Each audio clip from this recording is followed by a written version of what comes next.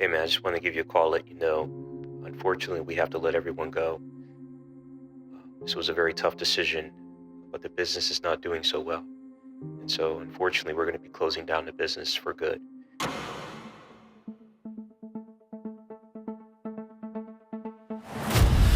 Today's guest is Darin Barron Jr., a professional actor, dancer, and producer currently represented by AMP Talent Group in New York. Okay, Darin.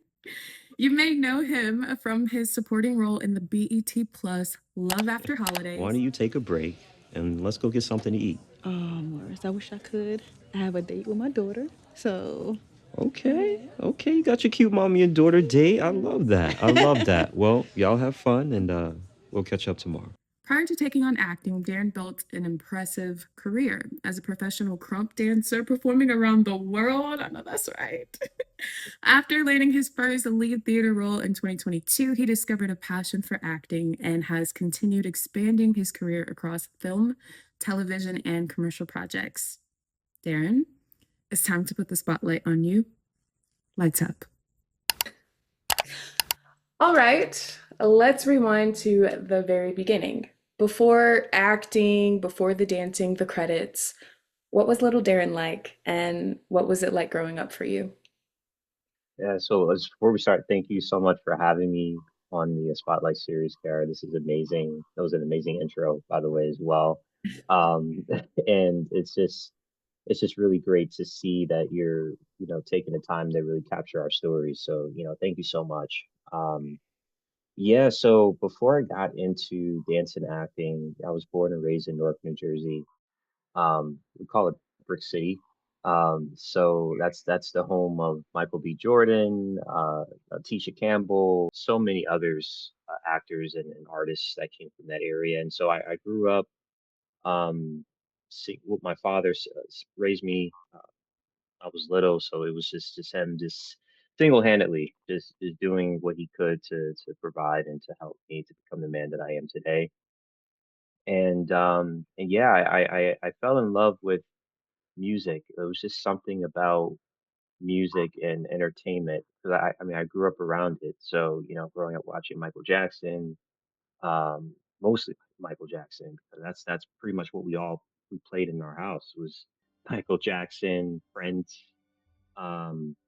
Listening. I grew up a lot with around some like a lot of mature, well-rounded people that would play good music. You know what I mean? Like you had the Temptations, you had Michael Jackson, Prince, James Brown, just like good soul music, just good music. And I grew up around that, so that really resonated with me. That really stuck with me as I continued growing, and then as I started to grow even into my early teen years, I was just watching Michael Jackson a lot.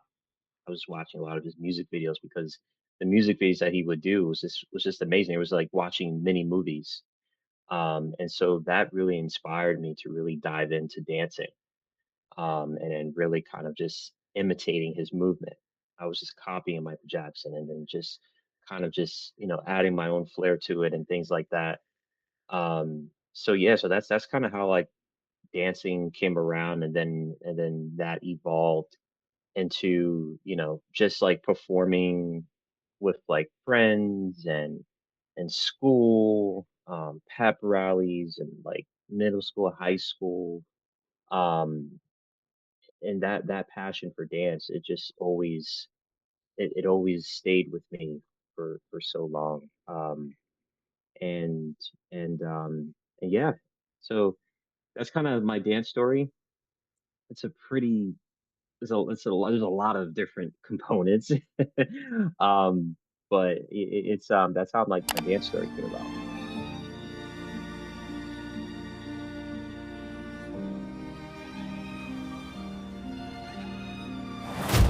That's beautiful. And so I want to spend a little bit more time on there.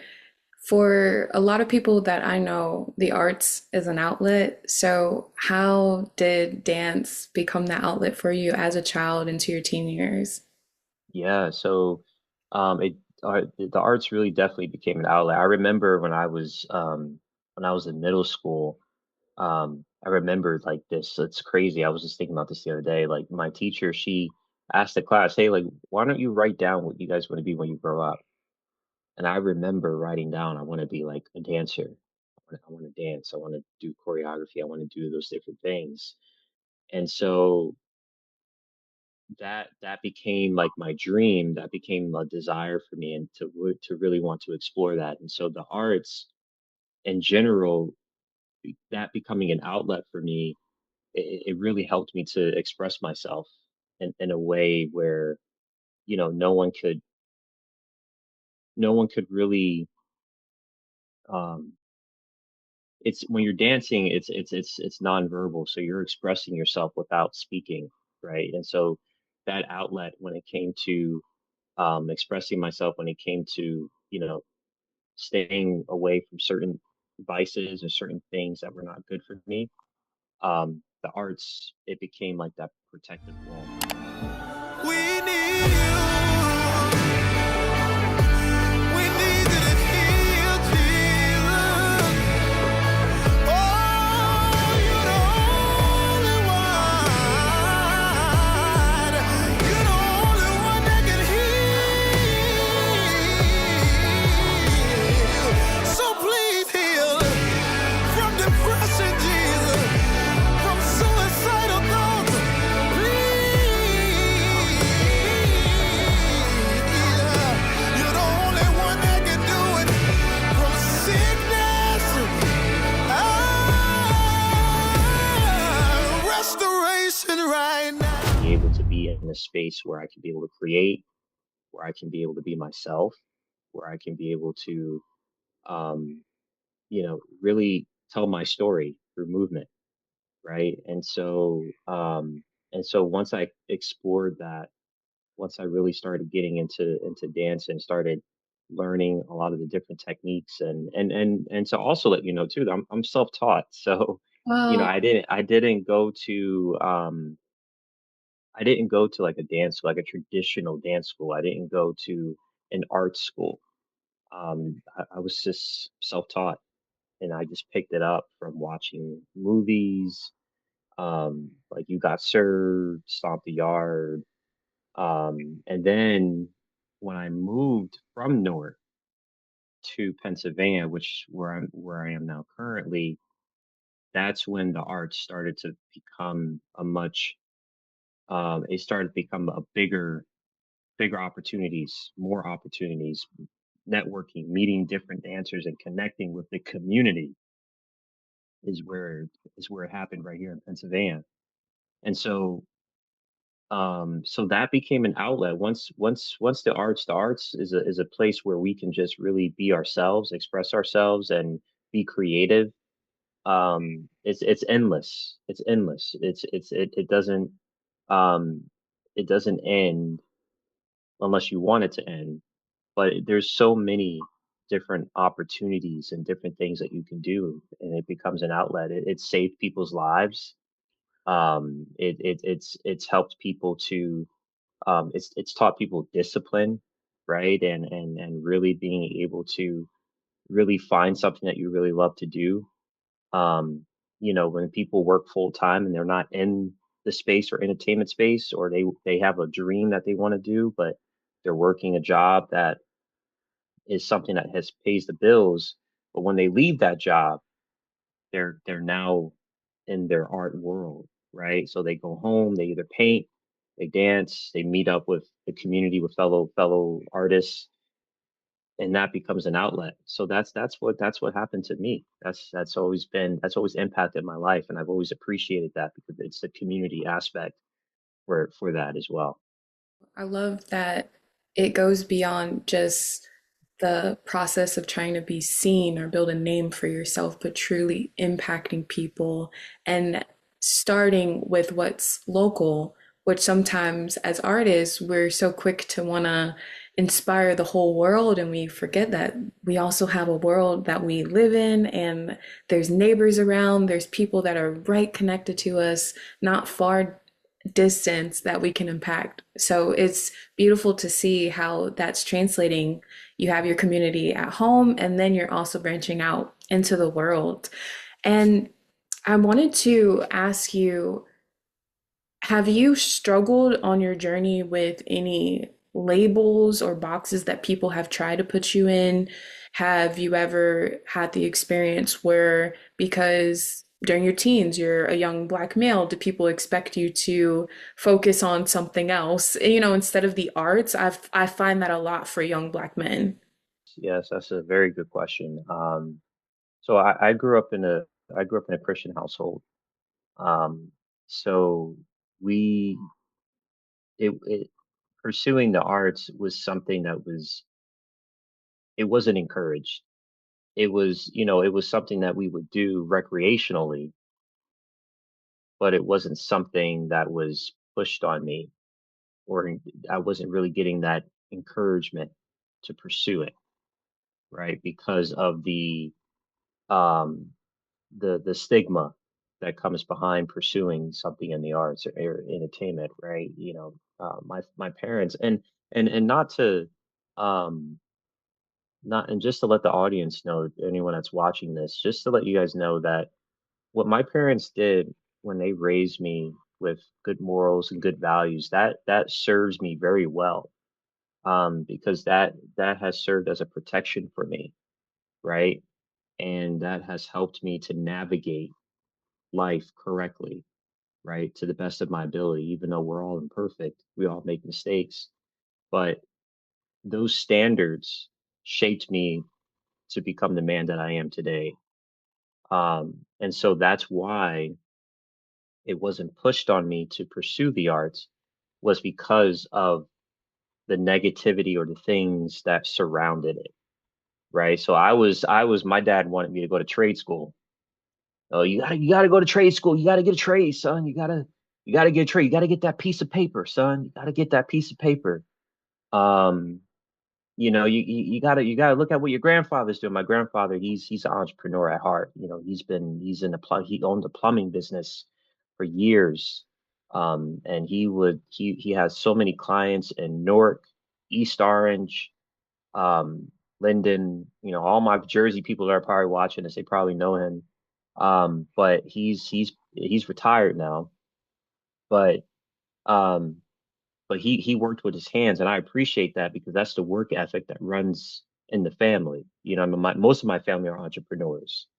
Um, so um, so yeah, so that to pursue the arts, that wasn't they didn't really want me to do that.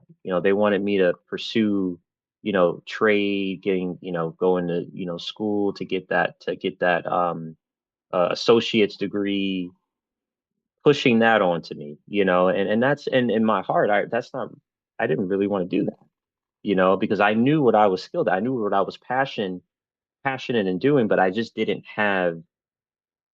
really didn't have that encouragement to do it in my early actually late teen years, like 18, like from I was actually after high school going into community college. So it was like 18 years old and onward into my 20s. And I always say this, man, I know I should have did this sooner. Like I don't know why I didn't do this sooner, but I'm glad that I'm pursuing it and I'm really taking it seriously now because I feel like I'm more mature, I feel like I'm more grounded, and I'm really glad that I waited at the right time. So but yeah, it's tough. It's really tough because, your parents, they've been around long enough. Our parents, they've been around long enough. So they've seen it all, right? And so, they want what's best for us. But at the same time, once we get to a certain age and we know what we really want to do, um, then do it. But do it in a way where it's respectful, right? You do it in a way that you are confident enough to say, this is what I want to do. This is what I believe in. I know I can do it. I can achieve it if I put my mind to it and do it. My grandmother, she told me not too long ago, she says, dream big, but dream wise. Dream big, but dream wise. So we got to be wise when it comes to dreaming, right? We can have dreams, but if we're not wise and we don't make good decisions, right? That could affect us, right? That could affect our artistry. And we want to have longevity. I know I do. I know you do.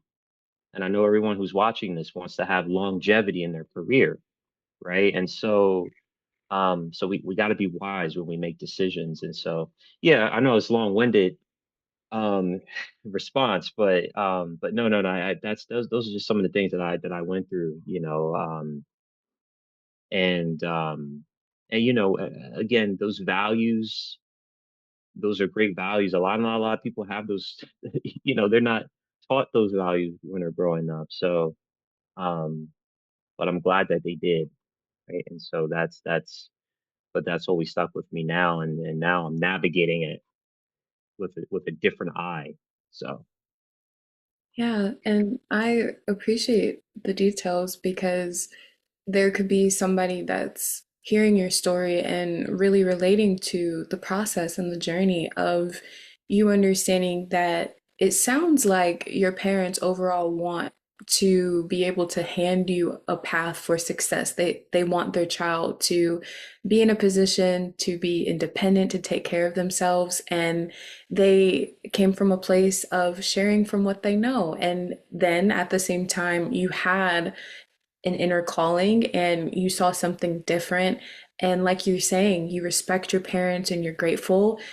And at the same time, you just got downloaded a different thing and your journey is taking you somewhere else. But I love that you're saying the way that they raise you, there's still something that you can take from them and the values and the morals. I love also that you mentioned it didn't happen for you right away. You know, sometimes it's helpful to know that because we can always kind of feel like it has to happen. Artistry has to happen and be a career right away, like when you're 18 to that early 21 range, which it happens for people when it's supposed to, but it also gives encouragement that there is no time limit. Like you're saying, there's no cap to the journey, there's no cap to arrival. And yeah, when you have your blessing, when you have the career that you want to be the right person holding it. So I love that so much for you. I want to ask you, you mentioned it kind of, but I would love to talk more about it. At what point did you realize performing wasn't just something you love?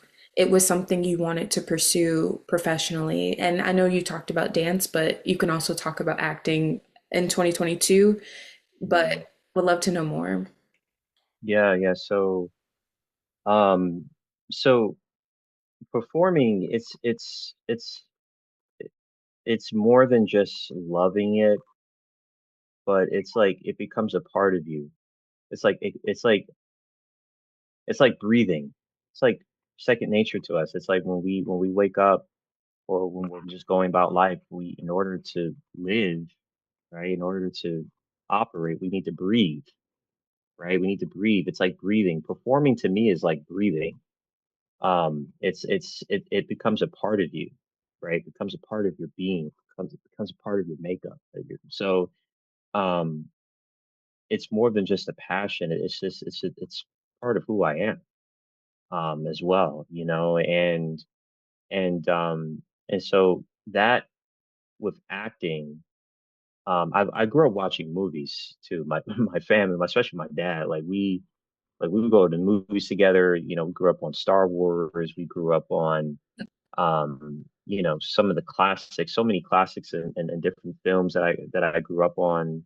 Godfather, just so many films that I grew up watching, and I would watch these actors perform and just do what they did on film, and then I was just like, and sometimes I would even catch myself like copying them, like kind of like speaking like them and like imitating them a little bit. And so like it was acting was always a part of me, but I just didn't know how to how it would manifest itself, you know. I didn't I you know it's one of those things. It's like something, like it's something inside of you, but you just don't know how to express it, right? You need something that's gonna trigger it, right?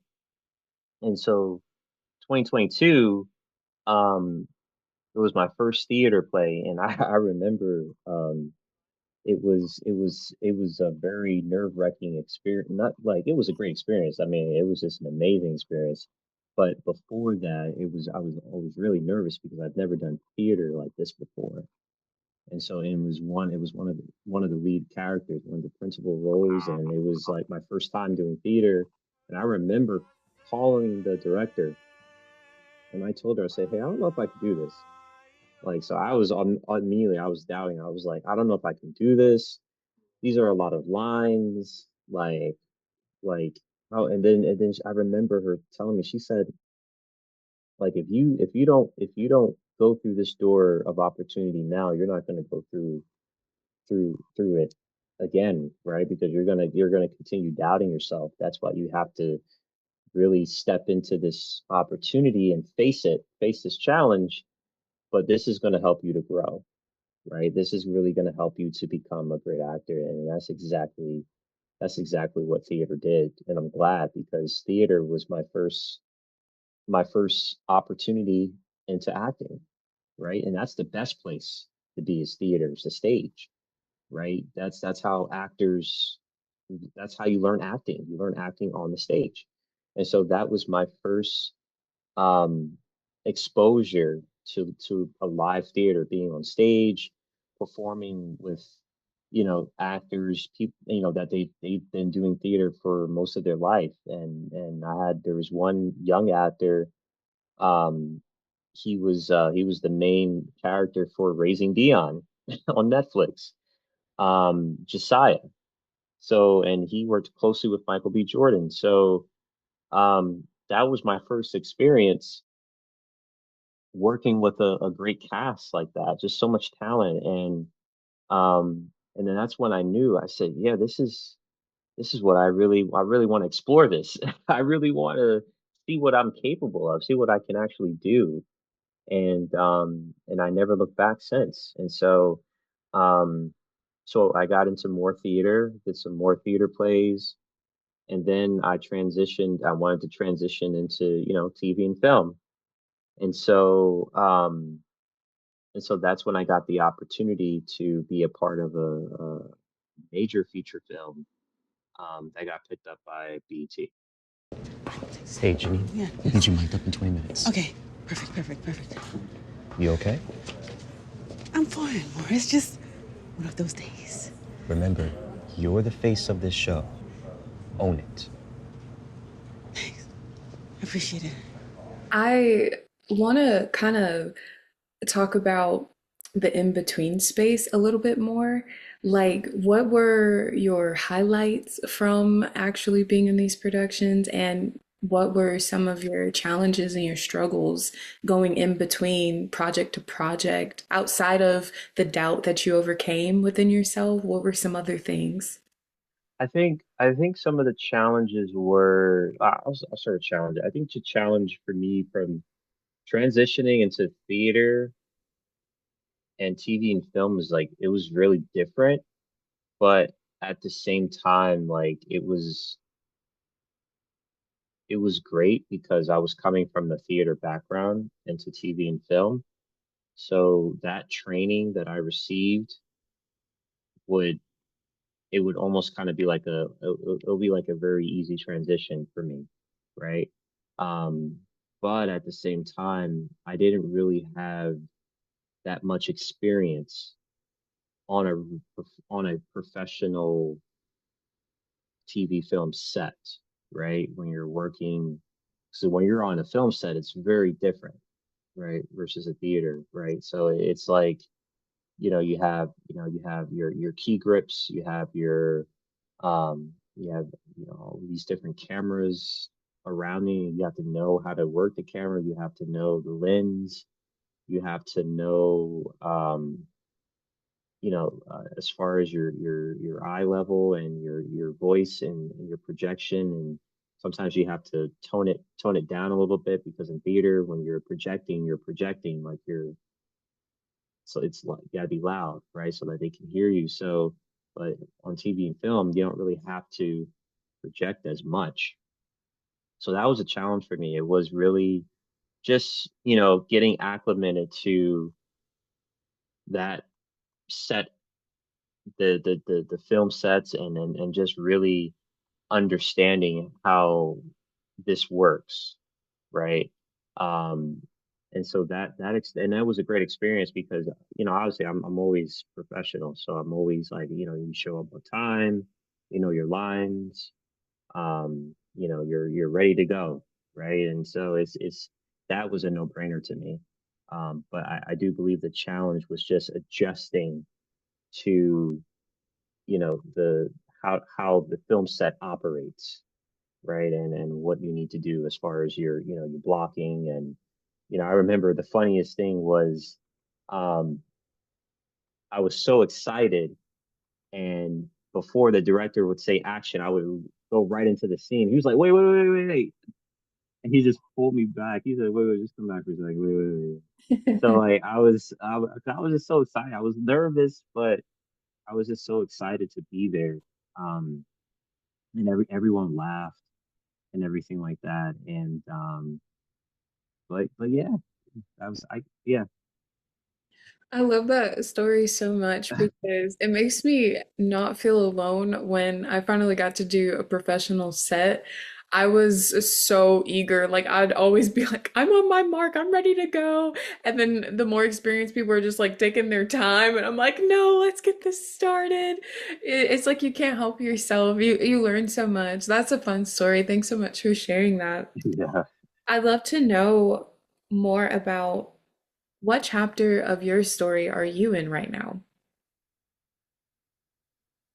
Hmm. What chapter in my story I'm in right now?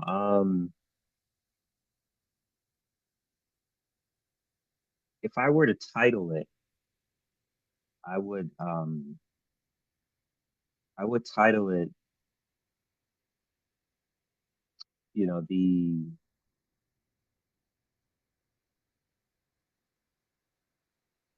the uprising. I feel like right now my where I'm at right now and where I want to go, where I want to be is not too far off, you know. Um, and so right now this is like the uprising of my, artistry, my passion and things that are continuing to rise and people are starting to see it, right? When it comes to the auditions, when it comes to um, being in class, right? And being a part of the Embrace the Journey program. And this is an uprising. This is when, you know, I feel like right now it's just I'm rising to this certain point where people are now starting to see what I can do, right? And I think that's so important to understand is that, knowing where you are right now is going to help you to know exactly where you want to go, right? And really putting in the work, right? And being consistent and not giving up, right? And so this is like the it's like the phoenix is rising from the ashes, right? And so that's exactly how I feel right now. It's an uprising. It's revealing myself by sharing my gifts and talents and just finding my tribe, right? And it seems like I found it because I've met you, I've met so many fellow actors in this community that Deion put together, and in my class here in Philadelphia that I go to. So there's just so many great things that are happening, and it's just a matter of just continuing to keep going and to just do the best you can.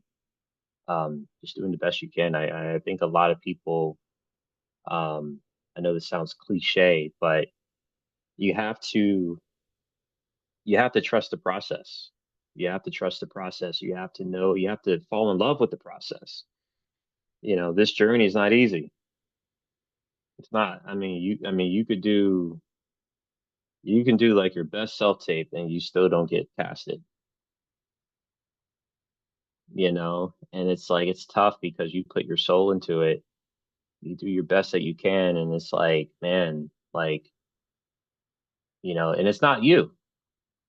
99% of the time, it's not about you, right? It's not about your talent. It's not a question that you have the talent. It's just sometimes you just don't get picked because it's not what the director's looking for, right? So yeah, so it's just navigating the rejections, um, and just continuing to just stay consistent, stick with it. It brings tears to my eyes. I'm a very empathetic person and I'm always moved emotionally, as we are as actors. But Mm, it I love the way that you framed your chapter because it's so special to me that I get to witness this moment with you before your breakthrough. A lot of times we get the interviews and we get the highlights of someone's journey when they're at the specific place that they were trying to aim for, but knowing that, oh my gosh, like this is captured right before, and now you have an archive of your story and of your journey. I love also that you mention people are catching up to seeing what you can do. And overall, like this can be a very invisible journey. Are you happy or do you have a certain perspective about people catching up to what you can do? Have you ever felt in the moment where you're like, man, like I just want people to see what I can do? Like I'm feeling invisible. Have you felt invisible on the journey at all? Like, mm, hmm Yeah, um, God sees it. He sees it. Um, that's really ultimately what matters is the fact that he sees it. And he knows that I have a passion for this, right? And so, um, whoever sees what I do, it's great.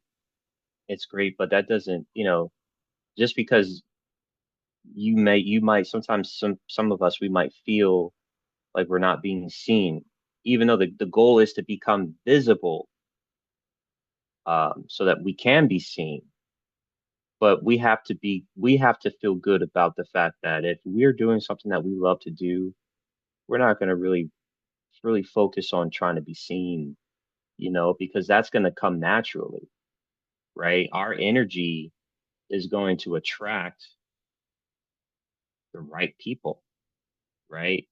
Well, of course we want the right people, but sometimes, other people can try to come in and, so that's when we got to try to navigate and be like, ah, no, no, you don't, so sometimes, but at the same time, it's like, um, we have to feel good about the fact that, hey, like, no, like this is what I'm passionate about. This is what I love to do. Whether if you see it or you don't, it's not going to stop me from doing what I need to do. Right. And so yeah, sometimes I do feel that way. I mean, sometimes it happens because, I'm human, right? Of course, I want people to see my work and see what I can do. Um, but I believe the evidence of that is right there.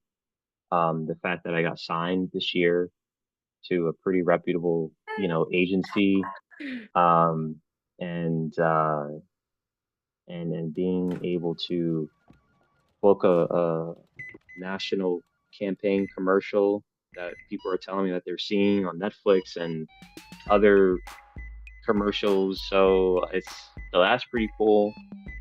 SAG eligible. yes. Like that was a goal of mine to be a part of SAG.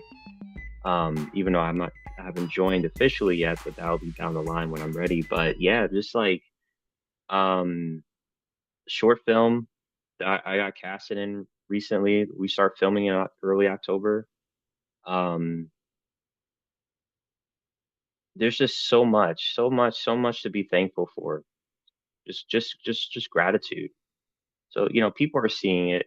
People are seeing it, and if the right people will see it, right people. So that's the key. You don't want, I would rather have, I would rather have 5 people see what I can do versus having 5,000, 10,000 people that don't, they'll just see it, but then they'll just keep going. You know what I'm saying? I would rather have 5 people that see it, and one of those 5 people is like, yo, like, I want to give you an opportunity. Like, I love what you're doing, man. Keep going. Like, those are the people that you really want to really think about and appreciate. It doesn't have to necessarily be thousands of people. Even on social media, you post a video, you might get like thousands of views or whatever the case may be, but it just takes that one person, just that one person that sees it and it's like, hey, I really love what you're doing. Whether if it's just a compliment, like, hey, keep doing what you're doing, man. I really love your artistry. I love your work. And I've gotten that a lot where people are like, hey, I love your work, but they're not, obviously they're not a,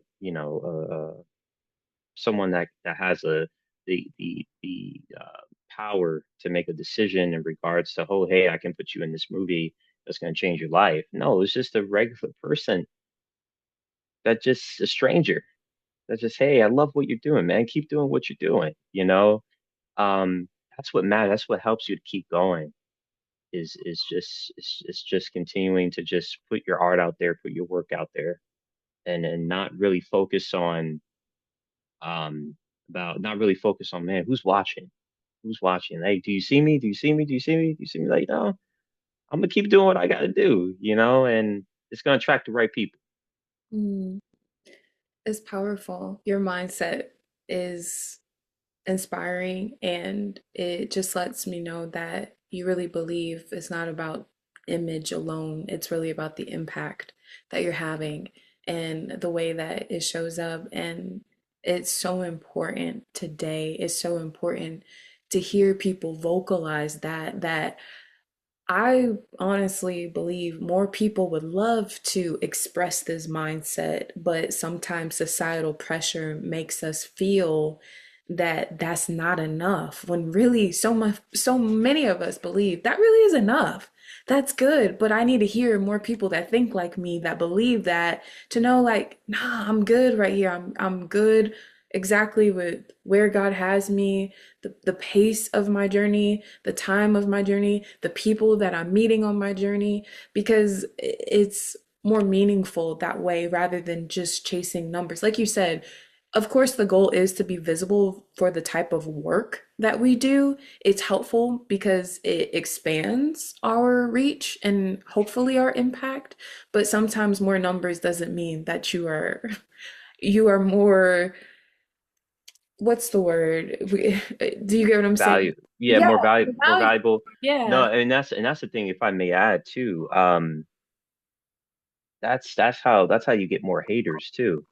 It's like, yeah, you want tens and thousands of people watching you, but it's like you can have that many people, but like you don't want to have that all that, what I'm saying, that unnecessary, even though that's gonna happen occasionally and people are human, but at the same time, it's like it's not necessary.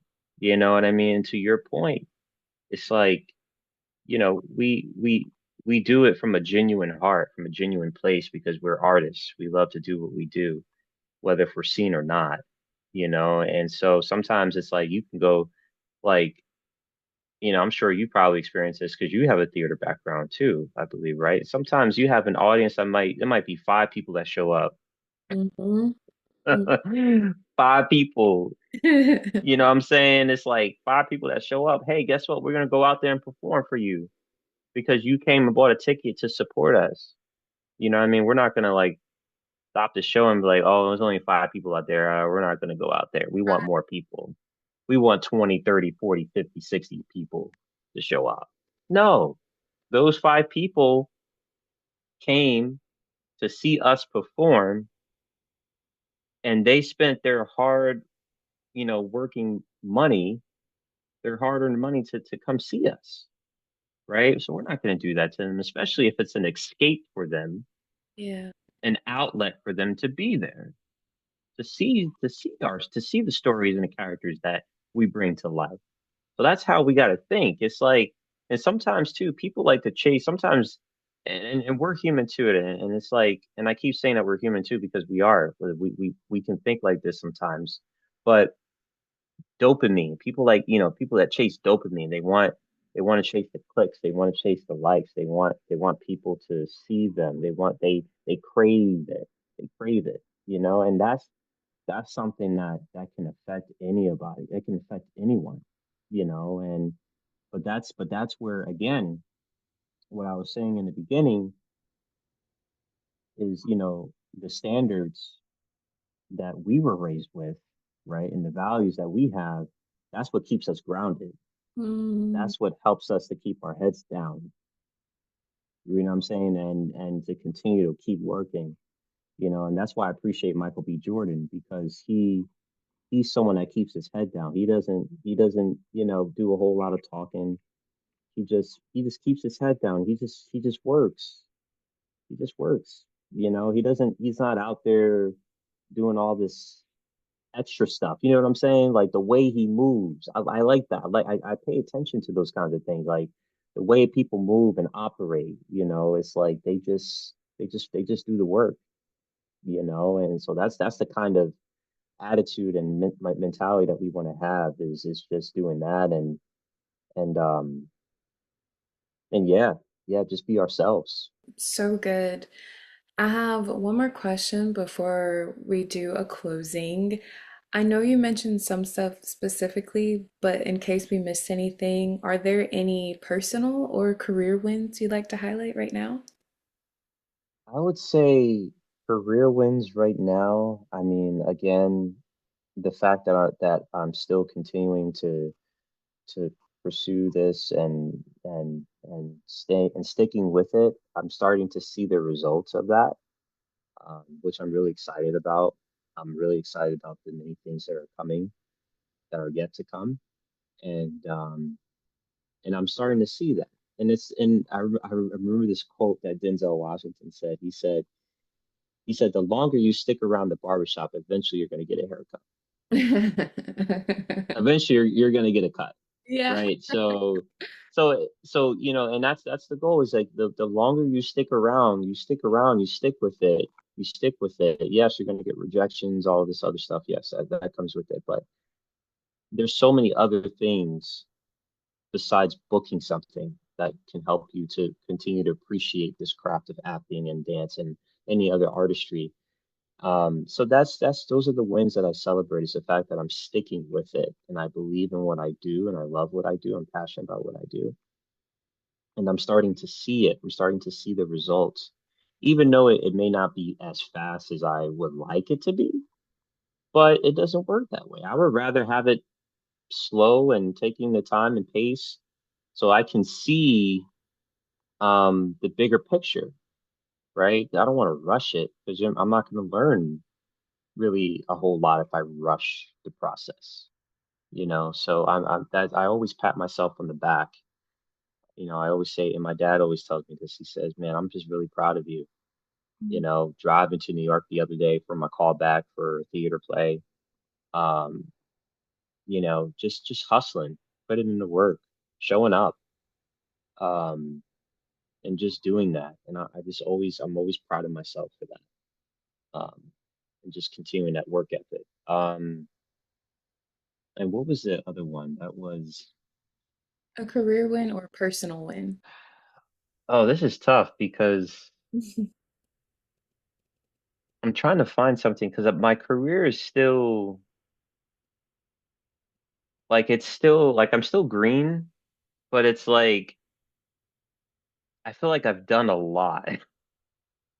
Like, this is Yeah. weird. Yeah. You know what I mean? Uh-huh. It's like um becoming SAG eligible. I think that's like, yeah, that I feel like that's my milestone for me. Would you say investing in yourself as well with being a part Yes. of the Embrace the Journey program, everything that you're doing to build your craft and stay ready so you ain't got to get ready, you know? Yes, that's right. So right, what Dion be saying, right? Yes, like, yeah, exactly. Like, being a part of the Embrace Your Journey program, you know, and what Dion's doing, and the goal and the vision, and just being a part of that has really opened my mind to so many possibilities, and so many different things that can happen for all of us, right? And so, um it really teaches me that, when it comes to this business, it's not just the art factor, but it's also understanding the business side of things, which Dion has really drilled into our minds the importance of understanding this, right? And it's not just navigating this, being naive and just allowing excitement and dopamine to drive us, but sometimes we just got to stop and think and understand what's happening, right? And how can we make the right connections, and how can we continue to grow, right? When it comes to, like, for instance, like in Atlanta, right, for this weekend. Are you going? I believe you're going to be there too, right? Is that? Yes, yes. I'm so excited to see everybody. I mean, this is exactly what we need to do. Is we need to meet in person. We need to get to know everybody, and just be able to fellowship and build those connections and relationships, um because that's what it's about. That's what community is about, right? um and so, like, for me also, I'm getting my headshots done, as well. I'm doing a photo shoot, so it's again, it's getting prepared, it's getting these things ready, taking it seriously. And so that's what Embrace the Journey program has helped me, and those and so in those ways, is doing that. So Mm, that's good. Overall, one thing that I have taken away is you have already redefined what it truly means to be seen. Ever since you said, but God sees, it means so much to me. And I know it's going to mean so much to everyone that's watching. Also, to be seen is first to be seen by yourself. Do you even know you? Do you even recognize the greatness within you? Do you recognize the work and the passion? It's so important that we see ourselves internally first before we're waiting for externally everyone to look at us and to catch up. That's something that I am being able to pick up off of you. Like, you see yourself, and that's confidence. That is true power, that is true ownership and true agency and audacity to say, I know what my purpose is. I know that I'm meant to reach people, and I'm so blessed that I can do that through my gifts of movement, of acting, and understanding that my whole body is an instrument. So, while we're closing, I'd like to leave our audience with this. If someone is in the season you once found yourself in, working hard, waiting for opportunities, wondering if they're being seen, what would you want them to know? yeah, you're not alone. um a lot of people feel that they're alone, and that's why I appreciate Embrace the Journey program, because it's a community, and it's also the fact that we're all in this, like, we're all in our own journey, but we're all in it, like, together. So it doesn't so we don't feel alone.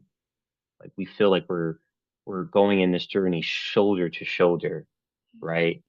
And so, to the audience, you're not alone, even if you might feel that way. But don't give up. Don't give up. Um, Stick with it. Understand that there's a bigger picture involved. Like, understand what's for you is for you, right? And just remember your why. What is your why? Why do you want to do this? Why do you want to pursue, acting, despite what people say? Oh man, it's a scary business to get into. It's like, it's kind of hard. When they start talking like that, you just gotta, explain tactfully, hey, listen, I get it. Yeah. It's hard. It's not easy. Um, if it was easy, if it was easy, everybody would do it, right? But at the same time, it's just understanding your why and why you want to do it and remembering who you are, right? And never forgetting that, never forgetting who you are, remembering who you are, um, and not losing yourself to this industry. I think that's also very important as well. We don't want to lose ourselves. We don't want to lose our identity of what we are. So we don't want to have people try to change us or try to, what I'm saying? It's just you just remember who you are and stand on that, you know, um, and enjoy the ride. Yeah. Well, Darin, this has been a wonderful conversation. So much that you deserve to take a bow, take a bow. Yeah. And I'm so excited for people to hear more about your journey. This has been the Spotlight series with you and Blackout.